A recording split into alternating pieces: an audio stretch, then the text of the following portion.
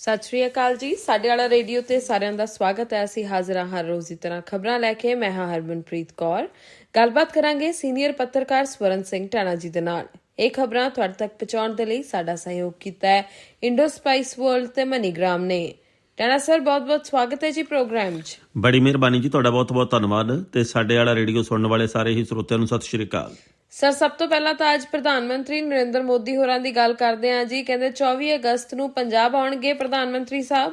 ਬਿਲਕੁਲ ਜੀ, ਭਾਰਤ ਦੇ ਪ੍ਰਧਾਨ ਮੰਤਰੀ ਨਰਿੰਦਰ ਮੋਦੀ ਜਿਹੜੇ ਕਿ ਉਦੋਂ ਵੀ ਆਏ ਸੀਗੇ ਪੰਜਾਬ ਦੇ ਵਿੱਚ ਜਦੋਂ ਫਿਰੋਜ਼ਪੁਰ ਦੇ ਵਿੱਚ ਇਹਨਾਂ ਨੇ PGI ਦਾ ਉਦਘਾਟਨ ਕਰਨਾ ਸੀ, ਪਰ ਉਦੋਂ ਵਿਵਾਦ ਪੈਦਾ ਹੋ ਗਿਆ। ਕਹਿੰਦੇ ਵੀ ਸੁਰੱਖਿਆ ਦੇ ਵਿੱਚ ਕਮੀ ਸੀ, ਜਿਹਦੇ ਕਰਕੇ ਉਹ ਵਾਪਸ ਚਲੇ ਗਏ ਸੀ। ਪਰ ਹੁਣ ਪਤਾ ਲੱਗਾ ਜੀ ਕਿ 24 ਅਗਸਤ ਨੂੰ ਪੰਜਾਬ ਦੇ ਵਿੱਚ ਫਿਰ ਆਉਣਗੇ ਭਾਰਤ ਦੇ ਪ੍ਰਧਾਨ ਮੰਤਰੀ ਸਾਹਿਬ। ਚੰਨੀ ਦੀ ਸਰਕਾਰ ਦੇ ਮੌਕੇ ਇਹਨਾਂ ਦਾ ਆਉਣਾ ਸਫਲ ਨਹੀਂ ਸੀ ਹੋਇਆ, ਜਾਂ ਰਾਜਨੀਤੀ ਦੀ ਭੇਟ ਚੜ੍ਹ ਗਿਆ, ਜਾਂ ਵੈਸੇ ਹੀ ਕੋਈ ਮਨਮੁਟਾਵ ਦੀ ਗੱਲ ਆਈ ਸਾਹਮਣੇ। ਉਸ ਤੋਂ ਬਾਅਦ ਇਹ ਹੁਣ ਆ ਰਹੇ ਆ, ਤੇ ਹੁਣ ਇਹਨਾਂ ਦੇ ਵੱਲੋਂ ਆਇਆ ਜਾਊਗਾ ਜੀ 24 ਅਗਸਤ ਨੂੰ, ਜਦੋਂ ਭਗਵੰਤ ਮਾਨ ਦੀ ਸਰਕਾਰ ਬਣ ਚੁੱਕੀ ਪੰਜਾਬ ਦੇ ਵਿੱਚ। ਇਹਨਾਂ ਦੇ ਵੱਲੋਂ ਮੋਹਾਲੀ ਦੇ ਵਿੱਚ ਮੁੱਲਾਪੁਰ ਦੇ ਵਿੱਚ ਟਾਟਾ ਮੈਮੋਰੀਅਲ ਹਸਪਤਾਲ ਦਾ ਉਦਘਾਟਨ ਕੀਤਾ ਜਾਣਾ। ਇਹ ਹਸਪਤਾਲ ਹੋਮੀ ਭਾਬਾ ਕੈਂਸਰ ਹਸਪਤਾਲ ਤੇ ਖੋਜ ਕੇਂਦਰ ਦੇ ਨਾਲ ਬਣਿਆ, ਤੇ ਇਹਦੇ ਵਿੱਚ ਕੈਂਸਰ ਦੇ ਮਰੀਜ਼ਾਂ ਨੂੰ ਸਸਤੀਆਂ ਦਰਾਂ ਦੇ ਉੱਤੇ ਇਲਾਜ ਮਿਲਿਆ ਕਰੂਗਾ। ਪ੍ਰਧਾਨ ਮੰਤਰੀ ਮੋਦੀ ਦਾ ਇਹ ਦੌਰਾ ਉਹਨਾਂ ਦੀ ਸੁਰੱਖਿਆ ਦੇ ਲਿਹਾਜ਼ ਨਾਲ ਕਾਫੀ ਅਹਿਮ ਹੋਊਗਾ। ਤੇ ਅਗਲੀ ਗੱਲ ਇਹ ਹੈ ਵੀ ਹੋਮੀ ਭਾਬਾ ਕੈਂਸਰ ਹਸਪਤਾਲ ਦੇ ਵਿੱਚ 300 ਬੈੱਡ ਦੀ ਸਮਰੱਥਾ। ਇਹਦੇ ਵਿੱਚ ਸਰਜੀਕਲ ਤੇ ਮੈਡੀਕਲ ਤੇ ਰੇਡੀਏਸ਼ਨ ਤੇ ਹੋਰ ਬਹੁਤ ਸਾਰੀਆਂ ਜਿਹੜੀਆਂ ਉਹ ਇਲਾਜ ਦੀਆਂ ਸਹੂਲਤਾਂ ਹੋਇਆ ਕਰਨਗੀਆਂ। OPD ਦੀ ਸ਼ੁਰੂਆਤ ਕੀਤੀ ਜਾ ਚੁੱਕੀ ਹੈ, ਤੇ ਇਸ ਤੋਂ ਇਲਾਵਾ MRI, CT, mammography, digital radiography ਵਰਗੀਆਂ ਸਹੂਲਤਾਂ ਵੀ ਉਪਲਬਧ ਹੈਗੀਆਂ। ਤੇ ਸੈਂਟਰ ਦੇ ਵਿੱਚ ਬਾਇਓਪਸੀ ਤੇ ਹੋਰ ਕਈ ਤਰ੍ਹਾਂ ਦੀਆਂ ਸਹੂਲਤਾਂ ਦਾ ਪ੍ਰਬੰਧ ਕੀਤਾ ਗਿਆ। ਸੋ ਇੱਕ ਤਾਂ ਗੱਲ ਇਹ ਜੀ ਕਿ ਪੰਜਾਬ ਦੇ ਵਿੱਚ ਕੈਂਸਰ ਦੀ ਸਮੱਸਿਆ ਕਿੰਨੀ ਵਧੀ ਹੋਈ ਹੈ, ਉਹਦੇ ਬਾਰੇ ਕੋਈ ਸਰਕਾਰ ਹੱਲ ਨਹੀਂ ਕਰਦੀ ਤੇ ਸਾਰ ਨਹੀਂ ਲੈਂਦੀ। ਦੂਜੀ ਗੱਲ ਇਹ ਹੈ ਕਿ ਭਾਵੇਂ ਕੇਂਦਰ ਦੀ ਸਰਕਾਰ ਹੋਵੇ ਤੇ ਭਾਵੇਂ ਸੂਬੇ ਦੀ ਸਰਕਾਰ ਹੋਵੇ, ਆਮ ਲੋਕਾਂ ਵਾਸਤੇ ਸਿਹਤ ਸਹੂਲਤਾਂ ਕਿੰਨੀਆਂ ਕੁ ਬਿਹਤਰ ਆਪਾਂ ਜਾਣਦੇ ਹੀ ਹਾਂ। ਉਸ ਤੋਂ ਅਗਲੀ ਗੱਲ ਇਹ ਜੀ ਕਿ ਹੁਣ ਤੱਕ ਪੰਜਾਬ ਤੇ ਕੇਂਦਰ ਦੀ ਸਰਕਾਰ ਦੇ ਵਿੱਚ ਤਾਲਮੇਲ ਦੀ ਘਾਟ ਰਹੀ ਹੈ, ਇਹ ਖਬਰਾਂ ਮਿਲਦੀਆਂ ਰਹੀਆਂ। ਪਰ ਹੁਣ ਇਸ ਮਾਮਲੇ ਦੇ ਉੱਤੇ ਆਪਾਂ ਜਾਣਦੇ ਹਾਂ ਕਿ ਤਾਲਮੇਲ ਦੀ ਘਾਟ ਨੂੰ ਪ੍ਰਧਾਨ ਮੰਤਰੀ ਸਾਹਿਬ ਦੂਰ ਕਰਨ ਦੀ ਸ਼ਾਇਦ ਕੋਸ਼ਿਸ਼ ਵੀ ਕਰ ਰਹੇ ਆ। ਕਿਉਂਕਿ ਦੇਖੋ, ਜਦੋਂ ਸਰਕਾਰ ਬਣੀ ਨੂੰ 5 ਮਹੀਨੇ ਹੋ ਗਏ ਆ, ਉਸ ਤੋਂ ਬਾਅਦ ਪ੍ਰਧਾਨ ਮੰਤਰੀ ਸਾਹਿਬ ਆ ਰਹੇ ਆ। ਇਹ 7-8 ਮਹੀਨਿਆਂ ਬਾਅਦ ਦੌਰਾ ਹੋ ਰਿਹਾ। ਇਸ ਤੋਂ ਪਹਿਲਾਂ ਜਦੋਂ ਫਿਰੋਜ਼ਪੁਰ ਦੇ ਵੱਲ ਆਉਣਾ ਸੀ ਤੇ ਰਾਹ ਦੇ ਵਿੱਚੋਂ ਪੁਲ ਤੋਂ ਮੁੜ ਗਏ ਸੀ, ਕਹਿੰਦੇ ਸੀ ਵੀ ਭਾਈ ਇੱਥੇ ਸੁਰੱਖਿਆ ਦਾ ਪ੍ਰਬੰਧ ਨਹੀਂ ਕੀਤਾ ਗਿਆ, ਤੇ ਮੂਹਰੇ ਧਰਨਾ ਪ੍ਰਦਰਸ਼ਨ ਹੋ ਰਿਹਾ ਸੀ। ਤੇ ਜਾਂਦੇ ਹੋਏ ਬਠਿੰਡੇ ਦੇ ਏਅਰਪੋਰਟ ਦੇ ਉੱਤੇ ਪ੍ਰਧਾਨ ਮੰਤਰੀ ਨੇ ਕਿਹਾ ਸੀ ਕਿ ਜਾ ਕੇ ਉਹਨਾਂ ਨੂੰ ਸੁਨੇਹਾ ਦੇ ਦਿਓ ਆਪਦੇ CM ਨੂੰ ਕਿ ਮੈਂ ਜਿਉਂਦਾ ਵਾਪਸ ਚੱਲਿਆ। ਉਦੋਂ ਬੜੀ ਵੱਡੇ ਪੱਧਰ ਤੇ ਰਾਜਨੀਤੀ ਵੀ ਛਿੜੀ ਤੇ ਬੜੀਆਂ ਗੱਲਾਂ ਬਾਤਾਂ ਵੀ ਸੁਣਨ ਨੂੰ ਮਿਲੀਆਂ। ਪਰ ਪ੍ਰਧਾਨ ਮੰਤਰੀ ਸਾਹਿਬ ਆ ਰਹੇ ਆ, ਧੰਨਵਾਦ ਆ। ਪੰਜਾਬ ਦੇ ਲਈ ਵੱਡੇ ਐਲਾਨ ਵੀ ਕਰਨ, ਪੰਜਾਬ ਦੇ ਲਈ ਪੈਕੇਜ ਵੀ ਦੇਣ, ਪੰਜਾਬ ਦੇ ਲਈ ਸਿਹਤ ਸਹੂਲਤਾਂ ਦਾ ਐਲਾਨ ਕਰਨ, ਪੰਜਾਬ ਦੇ ਲਈ ਵੱਡੇ ਵੱਡੇ ਸਿਹਤ ਸੈਂਟਰ ਖੋਲ੍ਹੇ ਜਾਣ। ਇਹਦੀ ਅਸੀਂ ਇੱਛਾ ਪਾਲਦੇ ਹਾਂ। ਕਿਉਂਕਿ ਦੇਖੋ, ਗੱਲ ਇਹ ਵੀ ਕੋਈ ਵੀ ਸੂਬਾ ਕੇਂਦਰ ਦੀ ਸਰਕਾਰ ਤੋਂ ਬਿਨਾਂ ਤੇ ਕੋਈ ਵੀ ਸਰਕਾਰ ਕੇਂਦਰ ਦੀ ਸੂਬਿਆਂ ਤੋਂ ਬਿਨਾਂ ਅੱਗੇ ਨਹੀਂ ਵੱਧ ਸਕਦੀ ਗੀ। ਦੋਵੇਂ ਜਿਹੜੀਆਂ ਸਰਕਾਰਾਂ ਇੱਕ ਦੂਜੇ ਦੀਆਂ ਪੂਰਕ ਹੁੰਦੀਆਂ, ਪਰ ਪੰਜਾਬ ਤੇ ਕੇਂਦਰ ਦੀ ਸਰਕਾਰ ਦੀ ਇੱਟ ਖੜਕੇ ਵਾਲੀ ਸਥਿਤੀ ਸ਼ੁਰੂ ਤੋਂ ਰਹੀ ਹੈ। ਕਿਉਂਕਿ ਜਦੋਂ ਵੀ ਪੰਜਾਬ ਦੇ ਵੱਲੋਂ ਪੈਕੇਜ ਦੀ ਮੰਗ ਕੀਤੀ ਜਾਂਦੀ, ਮਿਲਦਾ ਕੁਝ ਨਹੀਂ। ਜਦੋਂ ਵੀ ਕੋਈ ਚੀਜ਼ ਮੰਗੀ ਜਾਂਦੀ ਹੈ, ਮਿਲਦਾ ਕੁਝ ਨਹੀਂ। ਸੋ ਗੱਲ ਇਹ ਜੀ ਕਿ ਹੁਣ ਜਿਹੜੇ ਮੋੜ ਦੇ ਉੱਤੇ ਆ ਕੇ ਗੱਲ ਖੜੀ ਹੈ, ਪ੍ਰਧਾਨ ਮੰਤਰੀ ਸਾਹਿਬ ਪੰਜਾਬ ਦੇ ਲੋਕਾਂ ਲਈ ਕੁਝ ਦੇਣ, ਪੰਜਾਬ ਦੇ ਲਈ ਸਿਹਤ ਸਹੂਲਤਾਂ ਦਾ ਐਲਾਨ ਕਰਨ। ਇਹਦੀ ਸਾਰੇ ਲੋਕ ਇੱਛਾ ਪਾਲਦੇ ਆ ਜੀ। ਬਿਲਕੁਲ, ਗੱਲ ਤੁਹਾਡੀ ਸਹੀ ਹੈ। ਹੁਣ ਸਾਰਿਆਂ ਦੀਆਂ ਨਜ਼ਰਾਂ ਇਸ ਦੌਰੇ ਦੇ ਉੱਪਰ ਟਿਕੀਆਂ ਹੋਈਆਂ ਨੇ ਕਿ ਆਖਰਕਾਰ ਪ੍ਰਧਾਨ ਮੰਤਰੀ ਸਾਹਿਬ ਪੰਜਾਬ ਨੂੰ ਹੋਰ ਕੀ ਦੇ ਕੇ ਜਾਂਦੇ ਨੇ। ਖੈਰ, ਹੁਣ ਪੰਜਾਬ ਦੀ ਸਿਆਸਤ ਦੀ ਗੱਲ ਕਰਦੇ ਹਾਂ ਜੀ। ਪੰਜਾਬ ਦੇ ਵਿੱਚ ਵੀ ਬਹੁਤ ਕੁਝ ਵਾਪਰਦਾ ਪਿਆ। ਉਧਰ ਕਹਿੰਦੇ ਆ ਕਿ ਜੇਕਰ ਨਵਜੋਤ ਸਿੰਘ ਸਿੱਧੂ ਹੋਰਾਂ ਦੀ ਗੱਲ ਕਰੀਏ ਤਾਂ ਸਿੱਧੂ ਸਾਹਿਬ ਨੂੰ ਰਾਹਤ ਮਿਲੀ ਹੈ ਥੋੜੀ ਜਿਹੀ ਇੱਕ ਮਾਮਲੇ ਦੇ ਵਿੱਚ। ਬਿਲਕੁਲ ਜੀ, ਬਿਲਕੁਲ। ਚੰਡੀਗੜ੍ਹ ਦੀ ਅਦਾਲਤ ਦੇ ਵਿੱਚੋਂ, ਚੰਡੀਗੜ੍ਹ ਕੋਰਟ ਦੇ ਵਿੱਚ ਉਹਨਾਂ ਨੂੰ ਰਾਹਤ ਮਿਲੀ ਹੈ। ਨਵਜੋਤ ਸਿੰਘ ਸਿੱਧੂ 1 ਸਾਲ ਦੇ ਲਈ ਰੋਡ ਰੇਜ ਕੇਸ ਦੇ ਮਾਮਲੇ ਦੇ ਵਿੱਚ ਪਟਿਆਲੇ ਵਾਲੀ ਜੇਲ੍ਹ ਦੇ ਵਿੱਚ ਬੰਦ ਆ। ਉਹਨਾਂ ਨੂੰ ਜ਼ਮਾਨਤ ਨਹੀਂ ਮਿਲੀ ਹਾਲੇ, ਉਹ ਹਾਲੇ ਆਪਦੇ ਸਮਾਂ ਪੂਰਾ ਕਰ ਰਹੇ ਅੰਦਰ ਜੇਲ੍ਹ ਦੇ ਵਿੱਚ। ਪਰ ਜਿਹੜੀ ਇੱਕ ਰਾਹਤ ਮਿਲੀ ਹੈ ਚੰਡੀਗੜ੍ਹ ਅਦਾਲਤ ਦੇ ਵੱਲੋਂ, ਉਹ ਹੈਗੀ ਹੈ ਜੀ ਕਿ ਸੰਦੀਪ ਚੰਦੇਲ ਨਾਂ ਦੇ ਚੰਡੀਗੜ੍ਹ ਦੇ ਇੱਕ ਪੁਲਿਸ ਅਧਿਕਾਰੀ ਦੇ ਵੱਲੋਂ ਇਹਨਾਂ ਦੇ ਉੱਤੇ ਸ਼ਿਕਾਇਤ ਦਰਜ ਕਰਵਾਈ ਗਈ ਸੀ। ਜਦੋਂ ਆਪਾਂ ਜਾਣਦੇ ਕਿ ਚੋਣਾਂ ਤੋਂ ਪਹਿਲਾਂ ਨਵਤੇਜ ਸਿੰਘ ਚੀਮਾ, ਜਿਹੜੇ ਕਿ ਸੁਲਤਾਨਪੁਰ ਲੋਧੀ ਦੇ ਕਾਂਗਰਸੀ ਵਿਧਾਇਕ ਸੀ, ਹੁਣ ਸਾਬਕਾ, ਕਿਉਂਕਿ ਹੁਣ ਰਾਣਾ ਗੁਰਜੀਤ ਦਾ ਮੁੰਡਾ ਕੁਮਰਿੰਦਰ ਪ੍ਰਤਾਪ ਉਹ ਜਿੱਤਿਆ ਹੋਇਆ, ਤੇ ਉਹ ਜਦੋਂ ਸੀਗਾ ਇਸ ਤੋਂ ਪਹਿਲਾਂ ਕਾਂਗਰਸੀ ਵਿਧਾਇਕ ਸੀ ਤੇ ਉਸ ਮੌਕੇ ਉਹਦੇ ਹੱਕ ਦੇ ਵਿੱਚ ਪ੍ਰਚਾਰ ਕਰਨ ਦੇ ਮੌਕੇ ਗੱਲ ਕਹੀ ਸੀ ਸਿੱਧੂ ਨੇ ਕਿ ਭਾਈ ਆਹ ਦੇਖੋ ਜੀ, ਬੁਰਜੀ ਵਰਗਾ ਬੰਦਾ ਤੇ ਮਾਰੂ ਦਬਕਾ ਤੇ ਥਾਣੇਦਾਰ ਦੀ ਹੁਜੂ ਪੈਂਟ ਗਿੱਲੀ। ਇਸ ਮਾਮਲੇ ਦੇ ਉੱਤੇ ਪੁਲਿਸ ਅਧਿਕਾਰੀਆਂ ਨੇ ਇਤਰਾਜ਼ ਜ਼ਾਹਰ ਕੀਤਾ ਸੀ ਵੀ ਇਹ ਤਾਂ ਪੰਜਾਬ ਦੀ ਪੁਲਿਸ ਦੀ ਬਦਖੋਹੀ ਕਰਨ ਵਾਲੀ ਗੱਲ ਹੈ। ਉਸ ਤੋਂ ਬਾਅਦ ਰੌਲਾ ਰੱਪਾ ਬੜਾ ਪਿਆ ਸੀ, ਪਰ ਫਿਰ ਆਪਾਂ ਜਾਣਦੇ ਹਾਂ ਜੀ ਕਿ ਇਹ ਮਾਮਲਾ ਅਦਾਲਤ 'ਚ ਚਲਾ ਗਿਆ। ਪਰ ਨਵਜੋਤ ਸਿੰਘ ਸਿੱਧੂ ਨੂੰ ਇਸ ਮਾਮਲੇ ਦੇ ਵਿੱਚ ਰਾਹਤ ਮਿਲੀ ਹੈ। ਜਿਹੜੇ ਡੀਐਸਪੀ ਦਿਲਸ਼ੇਰ ਚੰਦੇਲ ਨੇ ਕੇਸ ਦਾਇਰ ਕੀਤਾ ਸੀ, ਉਹਨਾਂ ਨੂੰ ਝਟਕਾ ਲੱਗਾ ਹੈਗਾ। ਤੇ ਆਪਾਂ ਜਾਣਦੇ ਕਿ ਇਸ ਟਿੱਪਣੀ ਦੇ ਕਰਕੇ ਰੌਲਾ ਬਹੁਤ ਪਿਆ ਸੀਗਾ, ਪਰ ਮਾਣਯੋਗ ਅਦਾਲਤ ਦੇ ਵੱਲੋਂ ਇਸ ਕੇਸ ਨੂੰ ਰੱਦ ਕਰ ਦਿੱਤਾ ਗਿਆ ਕਿਉਂਕਿ ਮਾਣਹਾਨੀ ਦਾ ਕੇਸ ਬਣਾ ਕੇ ਪੇਸ਼ ਕੀਤਾ ਗਿਆ ਸੀ ਵੀ ਸਿੱਧੂ ਦੇ ਵੱਲੋਂ ਪੁਲਿਸ ਦੇ ਮਾਣ ਦੀ ਹਾਨੀ ਕੀਤੀ ਗਈ ਹੈ। ਪਰ ਇਸ ਗੱਲ ਦੇ ਉੱਤੇ ਕਾਂਟਾ ਫੇਰ ਦਿੱਤਾ ਗਿਆ। ਸਿੱਧੂ ਬੇਸ਼ੱਕ ਜੇਲ੍ਹ ਦੇ ਵਿੱਚ ਹੈ, ਪਰ ਉਹਨੂੰ ਇਸ ਕੇਸ ਦੇ ਮਾਮਲੇ ਦੇ ਵਿੱਚ, ਇਸ ਪੁਲਿਸੀਆ ਮਾਮਲੇ ਦੇ ਵਿੱਚ ਉਹਨੂੰ ਰਾਹਤ ਮਿਲੀ ਹੈ ਜੀ। ਜੀ ਬਿਲਕੁਲ ਸਹੀ ਕਹਿ ਰਹੇ ਹੋ ਤੁਸੀਂ। ਸੋ ਖੈਰ ਬਾਕੀ ਦੇ ਜਿਹੜੇ ਮਾਮਲੇ ਨੇ ਉਹਨਾਂ ਬਾਬਤ ਵੀ ਹੌਲੀ ਹੌਲੀ ਜਿਹੜਾ ਫੈਸਲਾ ਸਾਹਮਣੇ ਆ ਜਾਊਗਾ। ਖੈਰ ਉਧਰ ਵਰਿੰਦਰ ਸਿੰਘ ਢਿੱਲੋਂ ਉਹ ਕਹਿੰਦੇ ਕਾਫੀ ਜ਼ਿਆਦਾ ਇਸ ਵੇਲੇ ਗਰਮ ਹੋਏ ਨੇ ਜੀ। ਦੇਖੋ, ਪਹਿਲੀ ਗੱਲ ਤਾਂ ਇਹ ਵੀ ਇਸ ਵੇਲੇ ਸੰਦੀਪ ਜਾਖੜ ਦਾ ਜਿਹੜਾ ਚਾਚਾ ਸੁਨੀਲ ਜਾਖੜ ਉਹ ਬੀਜੇਪੀ ਦੇ ਵਿੱਚ ਹੈ। ਸੁਨੀਲ ਜਾਖੜ ਹੋਰਾਂ ਨੇ ਕਾਂਗਰਸ ਦੇ ਵਿੱਚ ਬਹੁਤ ਵੱਡਾ ਸਮਾਂ ਕੱਢਿਆ, ਪਰ ਫਿਰ ਉਹਨਾਂ ਦੀ ਬਣਨੋਂ ਹਟ ਗਈ। ਉਹਨਾਂ ਦੇ ਵਿਚਾਰ ਪਸੰਦ ਨਹੀਂ ਆਏ ਹਾਈ ਕਮਾਨ ਨੂੰ ਤੇ ਪਾਰਟੀ ਦੇ ਵਿੱਚੋਂ ਕੱਢ ਦਿੱਤਾ ਗਿਆ। ਹੁਣ ਜਿਹੜਾ ਉਹਨਾਂ ਦਾ ਸਕਾ ਭਤੀਜਾ ਸੰਦੀਪ ਜਾਖੜ ਜਿਹੜਾ ਕਿ ਵਿਧਾਇਕ ਹੈ ਇਸ ਵੇਲੇ ਕਾਂਗਰਸ ਦੀ ਟਿਕਟ ਤੋਂ, ਉਹਦੇ ਵੱਲੋਂ ਵੱਖ-ਵੱਖ ਮੀਡੀਆ ਅਦਾਰਿਆਂ ਦੇ ਵਿੱਚ ਕਈ ਸਵਾਲ ਕੀਤੇ ਜਾ ਰਹੇ ਆ। ਉਹ ਤਿੱਖੇ ਰੌਂ ਦੇ ਵਿੱਚ ਸਵਾਲ ਕਰਦੇ ਵੀ ਭਾਈ ਪ੍ਰਧਾਨ ਆ ਜਿਹੜੇ ਰਾਜਾ ਵੜਿੰਗ, ਇਹਨਾਂ ਦੀ ਕੋਈ ਯੋਗਦਾਨ ਨਹੀਂ ਗਾ, ਇਹਨਾਂ ਦੀ ਕੋਈ ਦੇਣ ਨਹੀਂ ਗੀ, ਇਹਨਾਂ ਦਾ ਕੋਈ ਵਕਾਰ ਨਹੀਂ ਗਾ, ਇਹ ਪਾਰਟੀ ਨੂੰ ਕਮਜ਼ੋਰ ਕਰ ਰਹੇ ਆ, ਪਾਰਟੀ ਖਿੰਡ ਰਹੀ ਆ ਤੇ ਪਿੰਡ ਪੱਲੇ ਇਹਨਾਂ ਦੇ ਕੁਝ ਨਹੀਂ ਗਾ। ਤੇ ਅੱਜ ਸੁਨੀਲ ਜਾਖੜ ਦੇ ਭਤੀਜੇ ਦੇ ਖਿਲਾਫ ਤੇ ਰਾਜਾ ਵੜਿੰਗ ਦੇ ਹੱਕ ਦੇ ਵਿੱਚ ਯੂਥ ਕਾਂਗਰਸ ਦੇ ਪ੍ਰਧਾਨ ਆ ਜਿਹੜੇ ਪੰਜਾਬ ਦੇ ਵਰਿੰਦਰ ਸਿੰਘ ਢਿੱਲੋਂ, ਉਹ ਆਏ ਆ। ਉਹਨਾਂ ਨੇ ਇਹ ਗੱਲ ਕਹੀ ਆ ਬਈ ਜਿਹੜਾ ਵਿਧਾਇਕ ਸੰਦੀਪ ਜਾਖੜ ਆ ਇਹ ਪਾਰਟੀ ਪ੍ਰਧਾਨ ਨੂੰ ਚੈਲੰਜ ਕਰ ਰਿਹਾ। ਇਹ ਦੱਸੇ ਜੀ ਵਿਧਾਇਕ ਸੰਦੀਪ ਜਾਖੜ ਵੀ ਇਹਨੇ ਪਿਛਲੇ 5 ਮਹੀਨਿਆਂ ਦੇ ਵਿੱਚ ਪਾਰਟੀ ਦੇ ਲਈ ਕੋਈ ਪ੍ਰੋਗਰਾਮ ਕੀਤਾ? ਇਹ ਪਾਰਟੀ ਦੇ ਕਿਸੇ ਪ੍ਰੋਗਰਾਮ ਦੇ ਵਿੱਚ ਸ਼ਾਮਲ ਹੋਏ ਆ? ਕੀ ਇਹ ਰਾਹੁਲ ਗਾਂਧੀ ਨੂੰ ਆਪਣਾ ਲੀਡਰ ਮੰਨਦੇ ਆ?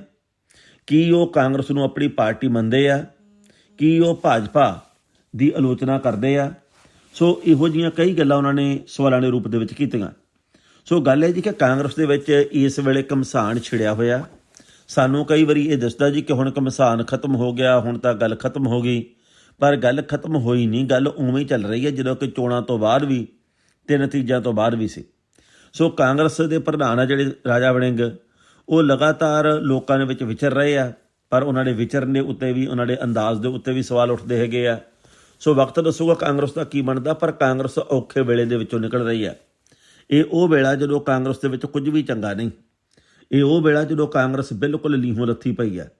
ਤੁਸੀਂ ਦੇਖੋ ਵੀ ਚਰਨਜੀਤ ਸਿੰਘ ਚੰਨੀ ਵਿਦੇਸ਼ੋਂ ਨਹੀਂ ਮੁੜੇ, ਮਨਪ੍ਰੀਤ ਬਾਦਲ ਦੀ ਸਰਗਰਮੀ ਕੋਈ ਨਹੀਂ ਕਾਂਗਰਸ 'ਚ, ਸਾਧੂ ਸਿੰਘ ਧਰਮਸੋਤ ਅੰਦਰ ਹੈ, ਸੰਗਤ ਸਿੰਘ ਗਲਜੀਆਂ ਦਾ ਆਪਾਂ ਜਾਣਦੇ ਵੀ ਕੋਈ ਮਸਲਾ ਇਸ ਵੇਲੇ ਕਾਂਗਰਸ ਦੇ ਵਿੱਚ ਹੋਣ ਵਾਲਾ ਜਾਂ ਸਰਗਰਮੀ ਵਾਲਾ ਹੈ ਨਹੀਂਗਾ। ਉੱਧਰੋਂ ਬਲਵੀਰ ਸਿੰਘ ਸਿੱਧੂ ਦੀ ਗੱਲ ਕਰੀਏ, ਗੁਰਪ੍ਰੀਤ ਕਾਂਗੜ ਦੀ ਗੱਲ ਕਰੀਏ, ਬਹੁਤ ਸਾਰੇ ਹੋਰ ਜਿਹੜੇ ਆਗੂ ਆ ਇਹ ਬੀਜੇਪੀ ਦੇ ਵੱਲ ਚਲੇ ਗਏ ਆ। ਸੋ ਇਸ ਵੇਲੇ ਕਾਂਗਰਸ ਦੀ ਜਿਹੜੀ ਸਥਿਤੀ ਆ ਉਹ ਪਾਣੀਓਂ ਪਤਲੀ ਹੋਈ ਪਈ ਹੈ। ਅਤੇ ਜਿਸ ਤਰੀਕੇ ਦੇ ਨਾਲ ਕਾਂਗਰਸ ਦੇ ਵਿੱਚ ਲੱਛਣ ਚੱਲਦੇ ਆ, ਅਤੇ ਮੈਨੂੰ ਤਾਂ ਲੱਗਦਾ ਨਹੀਂ ਜੀ ਕਿ ਕਾਂਗਰਸ ਆ ਜਿਹੜੀ ਉਹ ਛੇਤੀ ਕਿਤੇ ਪੈਰਾਂ ਸਿਰ ਹੋ ਸਕਦੀ ਆ। ਜਦੋਂ ਪ੍ਰਧਾਨ ਦੇ ਉੱਤੇ ਬੇਭਰੋਸਗੀ ਹੋਵੇ, ਜਦੋਂ ਪ੍ਰਧਾਨ ਨੂੰ ਹੀ ਹਰ ਰੋਜ਼ ਸਵਾਲ ਹੁੰਦੇ ਹੋਣ, ਜਦੋਂ ਇਹ ਹੋਵੇ ਜੀ ਕਿ ਪ੍ਰਧਾਨ ਨੇ ਕੀਤਾ ਕੀ, ਇਹ ਪ੍ਰਧਾਨ ਕਰੂਗਾ ਕੀ, ਇਹ ਸਵਾਲ ਹੋਣ, ਇਹ ਗੱਲਾਂ ਹੋਣ, ਤਾਂ ਫਿਰ ਉਸ ਪਾਰਟੀ ਦਾ ਕੁਝ ਵੱਟਿਆ ਨਹੀਂ ਜਾਂਦਾ ਹੁੰਦਾ ਜੀ। ਗੱਲ ਤੁਹਾਡੀ ਸਹੀ ਹੈ ਜੀ। ਇਹ ਗੱਲ ਕੱਲੀ ਤੁਸੀਂ ਨਹੀਂ ਕਹਿ ਰਹੇ, ਮੈਨੂੰ ਲੱਗਦਾ ਪੂਰੀ ਦੁਨੀਆ ਇਸ ਵੇਲੇ ਕਹਿ ਰਹੀ ਹੈ। ਜਿੰਨੇ ਵੀ ਲੋਕ ਭਾਰਤ ਦੀ ਸਿਆਸਤ 'ਚ, ਪੰਜਾਬ ਦੀ ਸਿਆਸਤ 'ਚ ਦਿਲਚਸਪੀ ਰੱਖਦੇ ਨੇ, ਉਹ ਸਾਰੇ ਇਹੀ ਗੱਲ ਕਹਿ ਰਹੇ ਨੇ। ਖੈਰ ਅੱਗੇ ਵਧਦੇ ਹਾਂ ਜੀ। ਹੁਣ ਆਪਾਂ ਗੱਲ ਕਰਦੇ ਹਾਂ ਮਨੀਸ਼ ਸਿਸੋਦੀਆ ਹੋਰਾਂ ਦੀ। ਕਹਿੰਦੇ ਉਹਨਾਂ ਵੱਲੋਂ ਹਿਮਾਚਲ 'ਚ ਮੁਫਤ ਸਿੱਖਿਆ ਦਾ ਵਾਅਦਾ ਕੀਤਾ ਗਿਆ ਜੀ। ਦੇਖੋ, ਪਹਿਲੀ ਗੱਲ ਤਾਂ ਇਹ ਜੀ ਕਿ ਹਿਮਾਚਲ ਪ੍ਰਦੇਸ਼ ਦੇ ਵਿੱਚ ਵਿਧਾਨ ਸਭਾ ਦੀਆਂ ਚੋਣਾਂ ਨਵੰਬਰ ਮਹੀਨੇ ਦੇ ਵਿੱਚ ਹੋਣੀਆਂ। ਜਦੋਂ ਹਿਮਾਚਲ ਦੇ ਵਿੱਚ ਹੋਣੀਆਂ, ਉਹਦੇ ਬਰਾਬਰ ਹੀ ਗੁਜਰਾਤ ਦੇ ਵਿੱਚ ਹੋਣੀਆਂ। ਇਹਨਾਂ ਦੋਹਾਂ ਸੂਬਿਆਂ ਦੇ ਵਿੱਚ ਆਮ ਆਦਮੀ ਪਾਰਟੀ ਜਿੱਤਣ ਦੇ ਲਈ ਕੋਸ਼ਿਸ਼ਾਂ ਕਰ ਰਹੀ ਹੈ। ਮੈਨੂੰ ਲੱਗਦਾ ਵੀ ਕੋਸ਼ਿਸ਼ਾਂ ਨੂੰ ਬੋਰ ਨਹੀਂ ਲੱਗਣਾ, ਪਰ ਇਹ ਵਕਤ ਦੱਸੂਗਾ ਉੱਥੋਂ ਦੇ ਵੋਟਰ ਕੀ ਕਹਿੰਦੇ ਤੇ ਕੀ ਕਰਦੇ ਆ। ਪਰ ਇਸ ਵੇਲੇ ਆਮ ਆਦਮੀ ਪਾਰਟੀ ਚਾਹੁੰਦੀ ਹੈ ਵੀ ਦਿੱਲੀ ਜਿੱਤਣ ਤੋਂ ਬਾਅਦ ਪੰਜਾਬ, ਤੇ ਪੰਜਾਬ ਜਿੱਤਣ ਤੋਂ ਬਾਅਦ ਜੇਕਰ ਅਸੀਂ ਗੁਜਰਾਤ ਦਾ ਹਿਮਾਚਲ ਦੇ ਵਿੱਚੋਂ ਇੱਕ ਸੂਬਾ ਜਿੱਤ ਲਈਏ ਤਾਂ ਫਿਰ 3 ਸੂਬਿਆਂ ਦੇ ਵਿੱਚ ਸਾਡੀ ਸਰਦਾਰੀ ਕਾਇਮ ਹੋ ਜੇ। ਦਿੱਲੀ ਦਾ ਪ੍ਰਚਾਰ ਪੰਜਾਬ ਚਾਹੇ ਕੀਤਾ, ਪੰਜਾਬ ਦਾ ਪ੍ਰਚਾਰ ਹੁਣ ਜਾ ਕੇ ਗੁਜਰਾਤ ਤੇ ਹਿਮਾਚਲ 'ਚ ਹੋ ਰਿਹਾ ਤੇ ਸਥਿਤੀ ਪਤਾ ਨਹੀਂ ਕਿਹੋ ਜਿਹੀ ਹੋਊਗੀ। ਇਹ ਸਾਰਾ ਕੁਝ ਸਮੇਂ ਨੇ ਬਿਆਨ ਕਰਨਾ। ਪਰ ਪਤਾ ਲੱਗਾ ਜੀ ਕਿ ਹੁਣ ਗੁਜਰਾਤ ਦੇ ਵੱਲ ਤੇ ਹਿਮਾਚਲ ਦੇ ਵੱਲ ਗੇੜੇ ਤੇ ਗੇੜਾ, ਕੇਜਰੀਵਾਲ ਦਾ ਵੀ, ਭਗਵੰਤ ਮਾਨ ਹੋਰੀ ਵੀ, ਮਨੀਸ਼ ਸਿਸੋਦੀਆ ਵੀ ਤੇ ਹੋਰ ਵੱਖ-ਵੱਖ ਨੇਤਾ ਵੀ, ਉਹਨਾਂ ਦੇ ਵੱਲੋਂ ਉਹ ਕਸਰ ਨਹੀਂ ਬਾਕੀ ਛੱਡੀ ਜਾ ਰਹੀ ਵੀ ਅਸੀਂ ਜਾ ਕੇ ਉੱਥੇ ਲੋਕਾਂ ਨੂੰ ਆਪਣੇ ਨਾਲ ਜੋੜੀਏ। ਇਸੇ ਪ੍ਰਸੰਗ ਦੇ ਵਿੱਚ ਪਤਾ ਲੱਗਾ ਵੀ ਅੱਜ ਮਨੀਸ਼ ਸਿਸੋਦੀਆ ਹੋਰੀਆਂ ਜਿਹੜੇ ਉਹ ਉੱਥੇ ਪਹੁੰਚੇ, ਜਾਣੀ ਕਿ ਹਿਮਾਚਲ ਦੇ ਵਿੱਚ ਪਹੁੰਚੇ, ਤੇ ਉਹਨਾਂ ਨੇ ਇਹ ਗੱਲ ਕਹੀ, ਨਾਲ ਭਗਵੰਤ ਮਾਨ ਹੋਰੀ ਵੀ ਸੀ। ਇਹਨਾਂ ਨੇ ਸਿੱਖਿਆ ਦੀਆਂ 5 ਗਰੰਟੀਆਂ ਦਾ ਐਲਾਨ ਕੀਤਾ। ਇਹਨਾਂ ਨੇ ਕਿਹਾ ਜੀ ਕਿ ਸਾਨੂੰ ਹਿਮਾਚਲ ਦੇ ਵਿੱਚ ਮੌਕਾ ਦਿਓ, ਦਿੱਲੀ ਵਾਂਗ ਇੱਥੇ ਵੀ ਵਧੀਆ ਸਕੂਲ ਹੋਣਗੇ, ਹਰ ਬੱਚੇ ਨੂੰ ਮੁਫਤ ਤੇ ਮਿਆਰੀ ਸਿੱਖਿਆ ਦੇਵਾਂਗੇ, ਪ੍ਰਾਈਵੇਟ ਸਕੂਲਾਂ ਦੀਆਂ ਫੀਸਾਂ ਵਧਾਉਣ ਤੇ ਪਾਬੰਦੀ ਹੋਊਗੀ, ਕੱਚੇ ਅਧਿਆਪਕਾਂ ਨੂੰ ਰੈਗੂਲਰ ਕਰਾਂਗੇ ਤੇ ਅਧਿਆਪਕਾਂ ਦੇ ਕੋਲੇ ਪੜ੍ਹਾਉਣ ਤੋਂ ਇਲਾਵਾ ਕੋਈ ਹੋਰ ਕੰਮ ਨਹੀਂ ਹੋਏਗਾ। ਉਹਨਾਂ ਨੇ ਕਿਹਾ ਜੀ ਕਿ ਆਮ ਆਦਮੀ ਪਾਰਟੀ ਦੇਸ਼ ਦੀ ਸਭ ਤੋਂ ਤੇਜ਼ੀ ਨਾਲ ਵਧਣ ਵਾਲੀ ਪਾਰਟੀ ਹੈ। ਅਸੀਂ ਹਿਮਾਚਲ ਦੇ ਵਿੱਚ ਸਿੱਖਿਆ ਦੀ ਗਰੰਟੀ ਦਾ ਐਲਾਨ ਕਰਦੇ ਹਾਂ। ਨਾਲ ਹੀ ਉਹਨਾਂ ਨੇ ਕਿਹਾ ਜੀ ਕਿ ਦਿੱਲੀ ਦੀ ਤਰਜ਼ ਦੇ ਉੱਤੇ ਸਿੱਖਿਆ ਪ੍ਰਣਾਲੀ ਵਿਕਸਿਤ ਕਰਾਂਗੇ। ਕਿਸੇ ਵੀ ਸੂਬੇ ਜਾਂ ਦੇਸ਼ ਦੀ ਤਰੱਕੀ ਦਾ ਸੁਪਨਾ ਸਿੱਖਿਆ ਤੋਂ ਬਿਨਾਂ ਪੂਰਾ ਨਹੀਂ ਹੁੰਦਾ। ਤੇ ਭਗਵੰਤ ਮਾਨ ਨੇ ਵੀ ਇਹ ਗੱਲ ਕਹੀ ਹੈ ਤੇ ਉਹਨਾਂ ਨੇ ਕਿਹਾ ਜੀ ਕਿ ਅਰਵਿੰਦ ਕੇਜਰੀਵਾਲ ਦੀ ਅਗਵਾਈ ਦੇ ਵਿੱਚ ਹੀ ਦੇਸ਼ ਤੇ ਸਾਰੇ ਸੂਬੇ ਤਰੱਕੀ ਕਰ ਸਕਦੇ ਆ। ਉਹਨਾਂ ਨੇ ਕਿਹਾ ਜੀ ਕਿ ਦਿੱਲੀ ਵਾਲਾ ਮਾਡਲ ਸਮੇਂ ਦੀ ਬਹੁਤ ਵੱਡੀ ਲੋੜ ਆ, ਹਰ ਸੂਬੇ ਦੇ ਵਿੱਚ ਲਾਗੂ ਹੋਵੇ। ਸੋ ਕੋਸ਼ਿਸ਼ਾਂ ਜਾਰੀ ਹੈ। ਇਹਨਾਂ ਕੋਸ਼ਿਸ਼ਾਂ ਨੂੰ ਕਿੰਨਾ ਕਬੂਲ ਪੈਦਾ ਸਮਾਂ ਦੱਸੂਗਾ। ਹਾਲੇ ਤਾਂ ਡਾਕਟਰ ਰਾਜ ਬਹਾਦਰ ਵਾਲਾ ਮੁੱਦਾ ਵੀ ਉੱਗੜ ਕੇ ਸਾਹਮਣੇ ਆਉਣਾ, ਕਿਉਂਕਿ ਉਹਨਾਂ ਦੀ ਥਾਂ ਦੇ ਉੱਤੇ VC ਕੋਈ ਹੋਰ ਲਾਉਣ ਦੀਆਂ ਤਿਆਰੀਆਂ ਚੱਲ ਰਹੀਆਂ ਤੇ ਰਾਜਪਾਲ ਦੇ ਵੱਲੋਂ ਉਹਦਾ ਅਸਤੀਫਾ ਮਨਜ਼ੂਰ ਨਹੀਂ ਕੀਤਾ ਗਿਆ। ਜੇ ਉਹ ਕਰ ਵੀ ਲਿਆ ਜਾਵੇ ਤਾਂ ਪੰਜਾਬ ਦੇ ਵਿੱਚ ਇੱਕ ਨਵੇਂ VC ਦੀ ਪੋਸਟ ਹੋਊਗੀ, ਜਿਹੜਾ ਕਿ ਇਹ ਫਰੀਦਕੋਟ ਦਾ VC ਲਾਇਆ ਜਾਵੇ। ਪਰ ਵਕਤ ਦੱਸੂਗਾ ਬਣਦਾ ਕੀ ਆ, ਕਿਉਂਕਿ ਡਾਕਟਰ ਰਾਜ ਬਹਾਦਰ ਹੈਗੇ ਆ ਜੀ ਹਿਮਾਚਲ ਨਾਲ ਸੰਬੰਧਿਤ ਊਨਾ ਖੇਤਰ ਨਾਲ। ਤੇ ਪਤਾ ਲੱਗਾ ਜੀ ਕਿ BJP ਤੇ ਕੁਝ ਕੁ ਹੋਰ ਪਾਰਟੀਆਂ ਇਸ ਗੱਲ ਨੂੰ ਕੈਸ਼ ਕਰਨ ਦੀ ਕੋਸ਼ਿਸ਼ ਦੇ ਵਿੱਚ ਵੀ ਹੈ ਕਿ ਭਗਵੰਤ ਮਾਨ ਦੀ ਸਰਕਾਰ ਨੇ ਜ਼ਿਆਰਤੀ ਕੀਤੀ ਹੈ। ਇਹ ਜ਼ਿਆਰਤੀ ਵਾਲੀ ਗੱਲ ਹੈ ਜਿਹੜੀ ਉਹ ਲੋਕਾਂ ਦੇ ਮਨਾਂ ਉੱਤੇ ਕਿੰਨੀ ਕੁ ਡੂੰਘੀ ਉਕਰਦੀ ਹੈ, ਇਹ ਹੁਣ ਸਮੇਂ ਨੇ ਬਿਆਨ ਕਰਨਾ ਜੀ। ਬਿਲਕੁਲ ਤੁਹਾਡੀ ਗੱਲ ਸਹੀ ਹੈ। ਖੈਰ ਉਧਰ ਨਿਤਿਨ ਗਡਕਰੀ ਹੋਰਾਂ ਨੂੰ ਕਹਿੰਦੇ ਆ ਵੀ ਕਿਸੇ ਬੋਰਡ ਦੇ ਵਿੱਚੋਂ ਕੱਢ ਦਿੱਤਾ ਗਿਆ ਜੀ, ਕੀ ਗੱਲ ਬਣ ਗਈ? ਦੇਖੋ ਜੀ, ਸੰਸਦੀ ਬੋਰਡ ਦੇ ਵਿੱਚੋਂ ਕੱਢਿਆ ਗਿਆ ਉਹਨਾਂ ਨੂੰ। ਉਹ ਕਿਉਂ ਕੱਢਿਆ ਗਿਆ, ਬੜੀ ਮਹੱਤਵਪੂਰਨ ਗੱਲ ਹੈ। ਉਹਦਾ ਕਾਰਨ ਇਹ ਹੈ ਵੀ ਹਾਲੇ ਮਹੀਨਾ ਪੂਰਾ ਨਹੀਂ ਹੋਇਆ, ਇਹ 30 ਦਿਨ ਨਹੀਂ ਪੂਰੇ ਹੋਏ ਜਦੋਂ ਨਿਤਿਨ ਗਡਕਰੀ ਨੇ ਇਹ ਗੱਲ ਕਹੀ ਸੀ ਇੱਕ ਪ੍ਰੋਗਰਾਮ ਦੇ ਵਿੱਚ, ਰਾਜਨੀਤਿਕ ਲੋਕਾਂ ਦੇ ਉੱਤੇ ਬਿਆਨ ਦਿੰਦਿਆਂ ਵੀ ਕਦੇ ਕਦੇ ਮੇਰਾ ਜੀ ਕਰਦਾ ਕਿ ਮੈਂ ਰਾਜਨੀਤੀ ਛੱਡ ਦਿਆਂ। ਉਹਨਾਂ ਨੇ ਇਹ ਗੱਲ ਕਹੀ ਸੀ ਕਿ ਮੈਂ ਜੋ ਹਾਲਾਤ ਦੇਖਦਾ ਜੀ ਕਰਦਾ ਮੈਂ ਰਾਜਨੀਤੀ ਛੱਡ ਦਿਆਂ। ਅੱਜ ਕੱਲ੍ਹ ਸਿਆਸੀ ਪਾਰਟੀਆਂ ਸਿਰਫ ਸੱਤਾ ਹਾਸਲ ਕਰਨ ਦੇ ਲਈ ਲੜਾਈ ਲੜਦੀਆਂ। ਸੋ ਇਹ ਗੱਲ ਕਹੀ ਨੂੰ ਹਲੇ ਮਹੀਨਾ ਪੂਰਾ ਨਹੀਂ ਹੋਇਆ ਤੇ ਉਸ ਤੋਂ ਬਾਅਦ ਜਿਹੜੀ BJP ਦੇ ਨਵੇਂ ਸੰਸਦੀ ਬੋਰਡ ਦੀ ਚੋਣ ਹੋਈ ਆ ਤੇ ਚੋਣ ਕਮੇਟੀ ਬਣੀ ਹੈ ਜਿਹੜੀ 11 ਮੈਂਬਰੀ, ਇਹਦੇ ਵਿੱਚੋਂ ਮੱਧ ਪ੍ਰਦੇਸ਼ ਦੇ ਮੁੱਖ ਮੰਤਰੀ ਸ਼ਿਵਰਾਜ ਸਿੰਘ ਚੌਹਾਨ ਤੇ ਕੇਂਦਰੀ ਮੰਤਰੀ ਨਿਤਿਨ ਗਡਕਰੀ ਨੂੰ ਪਰੇ ਕਰ ਦਿੱਤਾ ਗਿਆ। ਨਿਤਿਨ ਗਡਕਰੀ ਨੇ 24 ਦਿਨ ਪਹਿਲਾਂ ਯਾਨੀ ਕਿ 24 ਜੁਲਾਈ ਨੂੰ ਨਾਗਪੁਰ ਦੇ ਵਿੱਚ ਇੱਕ ਪ੍ਰੋਗਰਾਮ 'ਚ ਕਿਹਾ ਸੀ, ਮੇਰਾ ਮਨ ਕਰਦਾ ਕਿ ਮੈਂ ਰਾਜਨੀਤੀ ਛੱਡ ਦਿਆਂ। ਇਸ ਤੋਂ ਪਹਿਲਾਂ ਵੀ ਇੱਕ ਬੜਾ ਵੱਡਾ ਬਿਆਨ ਚਰਚਾ ਦੇ ਵਿੱਚ ਆਇਆ ਸੀਗਾ ਨਿਤਿਨ ਗਡਕਰੀ ਦਾ। ਉਹਦੇ ਵਿੱਚ ਇਹਨਾਂ ਨੇ ਗੱਲ ਕਹੀ ਸੀ ਕਿ ਅੱਜ ਕੱਲ੍ਹ ਹਰ ਕਿਸੇ ਦੀ ਸਮੱਸਿਆ ਚੱਲਦੀ ਹੈ, ਹਰ ਕੋਈ ਦੁਖੀ ਹੈਗਾ।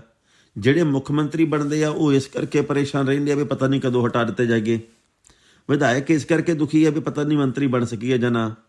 ਮੰਤਰੀ ਇਸ ਕਰਕੇ ਦੁਖੀ ਆ ਵੀ ਮੈਨੂੰ ਚੰਗਾ ਵਿਭਾਗ ਨਹੀਂ ਮਿਲਿਆ। ਚੰਗੇ ਵਿਭਾਗ ਵਾਲੇ ਇਸ ਕਰਕੇ ਦੁਖੀ ਆ ਵੀ ਮੈਂ ਮੁੱਖ ਮੰਤਰੀ ਨਹੀਂ ਬਣ ਸਕਿਆ।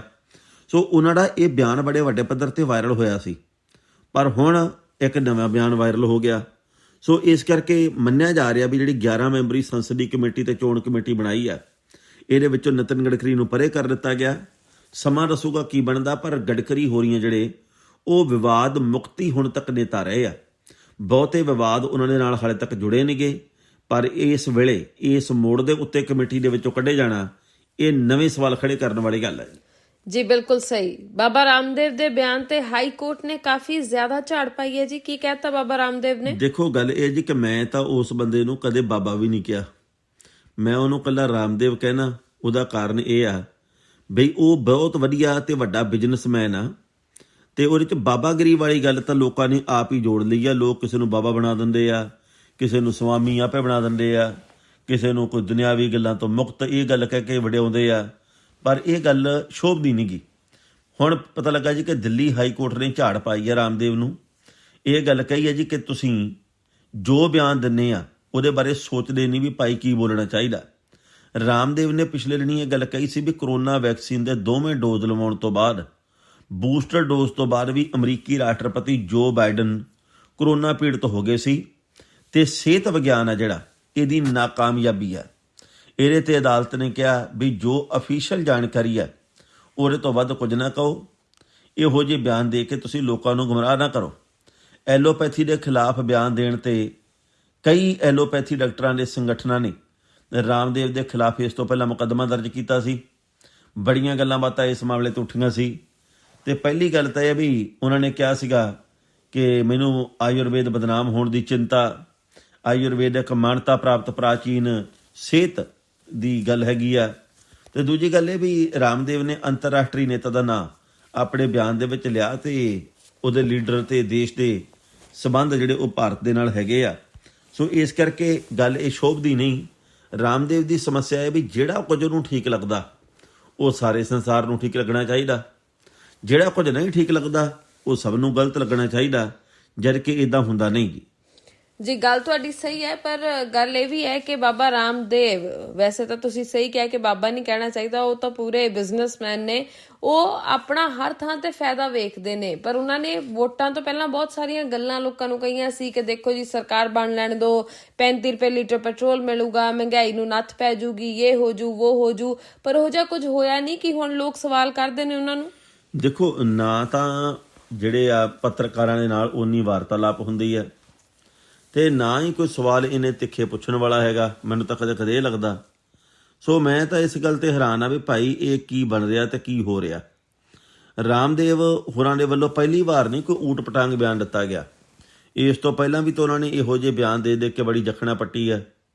ਸੋ ਹੁਣ ਵੀ ਗੱਲ ਉਹੀ ਚੱਲ ਰਹੀ ਆ, ਉਹੋ ਜਿਹੇ ਰੂਪ ਦੇ ਵਿੱਚ ਗੱਲ ਚੱਲ ਰਹੀ ਹੈ। ਰਾਮਦੇਵ ਨੂੰ ਕਦੇ ਇਹ ਲੱਗਦਾ ਜੀ ਕਿ ਮੈਂ ਕਰੋਨਾ ਦੀ ਦਵਾਈ ਬਣਾ ਲਈ ਹੈ, ਇਹ ਖਾ ਲਓ ਤੁਸੀਂ ਠੀਕ ਹੋ ਜਾਓਗੇ। ਕਦੇ ਉਹਨੂੰ ਇਹ ਲੱਗਦਾ ਜੀ ਕਿ ਮੇਰੇ ਵਰਗਾ ਉਹਦਾ ਸਿਆਣਾ ਕੋਈ ਨਹੀਂਗਾ। ਕਦੇ ਉਹ ਕੁਛ ਕਹਿੰਦਾ, ਕਦੇ ਉਹ ਕੁਛ ਕਹਿੰਦਾ, ਪਰ ਇੱਦਾਂ ਦੀਆਂ ਗੱਲਾਂ ਚੰਗੀਆਂ ਨਹੀਂ ਲੱਗਦੀਆਂ।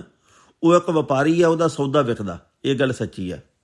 ਪਰ ਜੇਕਰ ਤੁਹਾਡਾ ਸੌਦਾ ਵਿਕਦਾ ਤਾਂ ਇਹਦਾ ਮਤਲਬ ਇਹ ਨਹੀਂ ਕਿ ਆਪਾਂ ਦੂਜਿਆਂ ਨੂੰ ਟੀਚਰਾਂ ਹੀ ਕਰੀ ਜਾਗੇ। ਤੇ ਉਹ ਕਦੇ ਕੁਛ ਕਰਦਾ, ਕਦੇ ਕੁਛ ਕਰਦਾ, ਹੈਰਾਨੀ ਹੁੰਦੀ ਇਹਨਾਂ ਗੱਲਾਂ ਦੇ ਉੱਤੇ। ਪਰ ਕੁੱਲ ਮਿਲਾ ਕੇ ਗੱਲ ਇਹ ਆ ਵੀ ਰਾਮਦੇਵ ਇਹੋ ਜਿਹੀਆਂ ਊਟ ਪਟਾਂਗ ਗੱਲਾਂ ਕਰਕੇ ਆਪਦੀ ਕਦਰ ਘਟਾਈ ਆਪ ਹੀ ਕਰਵਾ ਰਿਹਾ। ਬਿਲਕੁਲ ਸਹੀ ਕਹਿ ਰਹੇ ਹੋ ਤੁਸੀਂ। ਖੈਰ, ਆਪਾਂ ਇੱਕ ਵਾਰ ਫਿਰ ਤੋਂ ਪੰਜਾਬ ਸਰਕਾਰ ਦੀ ਗੱਲ ਕਰ ਲਈਏ ਜੀ। ਲੋਕ ਕਿੰਨੇ ਕੁ ਸੰਤੁਸ਼ਟ, ਕਿੰਨੇ ਕੁ ਖੁਸ਼ ਨਜ਼ਰ ਆ ਰਹੇ ਨੇ ਪੰਜਾਬ ਸਰਕਾਰ ਤੋਂ? ਦੇਖੋ ਜੀ, ਗੱਲ ਇਹ ਜੀ ਕਿ ਲੋਕ ਠੀਕ ਆ ਹਾਲੇ। ਨਾ ਤਾਂ ਆਪਾਂ ਇਹ ਗੱਲ ਕਹਿ ਸਕਦੇ ਹਾਂ ਵੀ ਲੋਕਾਂ ਨੇ ਮਨ ਦੇ ਵਿੱਚ ਬਹੁਤ ਜ਼ਿਆਦਾ ਸਤਿਕਾਰ ਵੱਧ ਗਿਆ, ਨਾ ਆਪਾਂ ਇਹ ਗੱਲ ਕਹਿ ਸਕਦੇ ਹਾਂ ਵੀ ਭਾਈ ਲੋਕਾਂ ਦੇ ਮਨਾਂ ਵਿੱਚ ਨਫ਼ਰਤ ਬਹੁਤ ਆ। ਇਹ ਤਾਂ ਹਾਲੇ ਲੋਕ ਜੱਕੋ ਤੱਕੀ ਦੇ ਵਿੱਚ ਆ ਵੀ ਭਾਈ ਆਪਾਂ ਸਿਫਤ ਕਰੀਏ ਜਾਂ ਆਪਾਂ ਕੀ ਕਰਨਾ ਚਾਹੀਦਾ, ਸਾਨੂੰ ਕੀ ਨਹੀਂ ਕਰਨਾ ਚਾਹੀਦਾ। ਸੋ ਦੇਖੋ, ਆ ਜਿਹੜੇ ਹੁਣ ਮੁਹੱਲਾ ਕਲੀਨਿਕ ਸ਼ੁਰੂ ਹੋਏ ਆ, ਇਹਨਾਂ ਮੁਹੱਲਾ ਕਲੀਨਿਕਾਂ ਨੇ ਸਰਕਾਰ ਦੀ ਦਸ਼ਾ ਤੇ ਦਿਸ਼ਾ ਵੀ ਤੈਅ ਕਰਨੀ ਆ ਵੀ ਭਾਈ ਜਿਹੜੇ ਇਹ 15 ਅਗਸਤ ਦੇ ਮੌਕੇ ਸ਼ੁਰੂ ਹੋਏ ਆ, ਇਹਦੇ ਵਿੱਚ ਦਵਾਈਆਂ ਕੀ ਮਿਲਦੀਆਂ, ਰਾਹਤ ਕਿੰਨੀ ਮਿਲਦੀ ਹੈ ਲੋਕਾਂ ਨੂੰ, ਮਰੀਜ਼ਾਂ ਨੂੰ ਕਿਹੜੇ ਰੋਗਾਂ ਦੀਆਂ ਦਵਾਈਆਂ ਮਿਲਦੀਆਂ, ਤੇ ਡਾਕਟਰ ਮਰੀਜ਼ ਦਾ ਰਿਸ਼ਤਾ ਕਿਵੇਂ ਆ, ਤੇ ਡਾਕਟਰ ਤੇ ਨਰਸਾਂ ਉੱਥੇ ਵੇਲੇ ਸਿਰ ਪਹੁੰਚਦੇ ਕਿ ਨਹੀਂ ਪਹੁੰਚਦੇ। ਸੋ ਇਹ ਆਉਣ ਵਾਲੇ ਸਮੇਂ ਨੇ ਬਿਆਨ ਕਰਨਾ। ਇਵੇਂ ਹੀ ਜੇਕਰ ਮੰਨ ਲਓ 1000 ਰੁਪਈਆ ਜਿਹੜਾ ਉਹ ਔਰਤਾਂ ਦੇ ਲਈ ਲਾਗੂ ਹੋ ਜਾਂਦਾ, ਉਹਨੇ ਤੈਅ ਕਰਨਾ ਜੀ ਕਿ ਸਰਕਾਰ ਕਿੱਥੇ ਜੇ ਖੜੀ ਆ। ਇਹ ਉਹ ਗੱਲਾਂ ਜਿਹੜੀਆਂ ਕਿ ਅੱਜ ਸਾਨੂੰ ਬੇਸ਼ੱਕ ਧਿਆਨ ਗੋਚਰੇ ਨਾ ਹੋਣ ਕਰਕੇ ਛੋਟੀਆਂ ਲੱਗਦੀਆਂ, ਪਰ ਸਮੇਂ ਦੇ ਨਾਲ ਇਹੀ ਗੱਲਾਂ ਵੱਡੀਆਂ ਬਣ ਜਾਣੀਆਂ। ਆਮ ਆਦਮੀ ਪਾਰਟੀ ਨੇ ਬੇਲੋੜੇ ਵਾਅਦੇ ਵੀ ਬਹੁਤ ਕੀਤੇ ਆ ਤੇ ਫਸਦੀ ਵੀ ਕਸੂਤੀ ਹੈ ਜੀ। ਬਿਲਕੁਲ, ਗੱਲ ਤੁਹਾਡੀ ਸਹੀ ਹੈ। ਖੈਰ, ਲੰਪੀ ਸਕਿਨ ਨੂੰ ਲੈ ਕੇ ਕੋਈ ਨਵੀਂ ਅਪਡੇਟ ਸਾਹਮਣੇ ਆਈ ਹੈ ਜੀ? ਦੇਖੋ, ਪੰਜਾਬ ਦੇ ਵਿੱਚ ਲੰਪੀ ਸਕਿਨ ਬਿਮਾਰੀ ਜਿਹੜੀ ਪਸ਼ੂਆਂ ਦੀ ਆ, ਇਹਦੇ ਕਰਕੇ ਸਮੱਸਿਆਵਾਂ ਬਹੁਤ ਸਾਰੀਆਂ ਵਧੀਆਂ, ਇਹਦੇ ਵਿੱਚ ਕੋਈ ਦੋ ਰਾਇ ਨਹੀਂ। ਪਰ ਲੰਪੀ ਸਕਿਨ ਦੀ ਬਿਮਾਰੀ ਨਾਲ ਦੇ ਸੂਬਿਆਂ ਦੇ ਵਿੱਚ ਵੀ ਹੈ। ਰਾਜਨੀਤੀ ਕਰਨ ਵਾਲੇ ਤੇ ਵੀ ਗੱਲ ਕਹੀ ਜਾਂਦੀ ਹੈ ਜੇ ਕਿ ਲੰਪੀ ਸਕਿਨ ਨੂੰ ਮੌਕੇ ਤੇ ਕਾਬੂ ਨਹੀਂ ਕੀਤਾ, ਇਸ ਕਰਕੇ ਪੰਜਾਬ ਦੀ ਸਰਕਾਰ ਜ਼ਿੰਮੇਵਾਰ ਹੈ।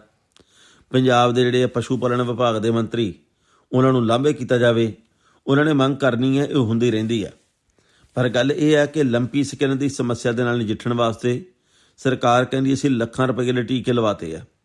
ਚਲੋ, ਚੰਗੀ ਗੱਲ ਆ ਵੀ ਜੇਕਰ ਪਸ਼ੂ ਬਚੇ ਰਹਿਣ, ਪੰਜਾਬ ਦੇ ਜਿਹੜੇ ਪਸ਼ੂ ਧਨ ਦਾ ਨੁਕਸਾਨ ਨਾ ਹੋਵੇ। ਪਰ ਅਗਲੀ ਗੱਲ ਇਹ ਹੈ ਵੀ ਜਿਸ ਤਰੀਕੇ ਦੇ ਨਾਲ ਲੰਪੀ ਸਕਿਨ ਨੇ ਲੋਕਾਂ ਦਾ ਨੁਕਸਾਨ ਕੀਤਾ, ਉਹ ਵੀ ਬੜੀ ਚਿੰਤਾ ਵਾਲੀ ਗੱਲ ਹੈ। ਲੰਪੀ ਸਕਿਨ ਬਿਮਾਰੀ ਹਾਲੇ ਵੀ ਆ, ਇਹ ਇਕੱਲੇ ਪੰਜਾਬ 'ਚ ਨਹੀਂ ਹੈ, ਰਾਜਸਥਾਨ ਤੇ ਗੁਜਰਾਤ ਦੇ ਵਿੱਚ ਵੀ ਹੈ। ਪੰਜਾਬ ਦੇ ਵਿੱਚ ਮੰਡੀਆਂ ਬਿਲਕੁਲ ਸੁੰਨੀਆਂ ਪਈਆਂ, ਸਰਕਾਰ ਨੇ ਬੈਨ ਲਾਇਆ ਹੋਇਆ। ਪੰਜਾਬ ਦੇ ਵਿੱਚ ਇਸ ਵੇਲੇ ਜਿਹੜੇ ਬਾਹਰਲੇ ਸੂਬਿਆਂ ਤੋਂ ਅੰਦਰ ਪੰਜਾਬ ਦੇ ਵਿੱਚ ਐਂਟਰ ਕਰਨੇ ਪਸ਼ੂ ਤੋਂ ਰੋਕ ਲਾ ਦਿੱਤੀ ਗਈ ਹੈ। ਸੋ ਇਹ ਸਾਰੇ ਕੁਝ ਇਹਤਿਆਤ ਦੇ ਤੌਰ ਦੇ ਉੱਤੇ ਉਪਰਾਲੇ ਕੀਤੇ ਗਏ ਜੀ। ਸੋ ਬਹੁਤ ਬਹੁਤ ਸ਼ੁਕਰੀਆ ਸਰ, ਅੱਜ ਦੇ ਲਈ ਇੰਨਾ ਹੀ ਜੀ। ਫਿਰ ਵਿਚਾਰਾਂ ਦੀ ਸਾਂਝ ਪਾਵਾਂਗੇ। ਬਹੁਤ ਬਹੁਤ ਮਿਹਰਬਾਨੀ। ਮਿਹਰਬਾਨੀ ਜੀ, ਮਿਹਰਬਾਨੀ।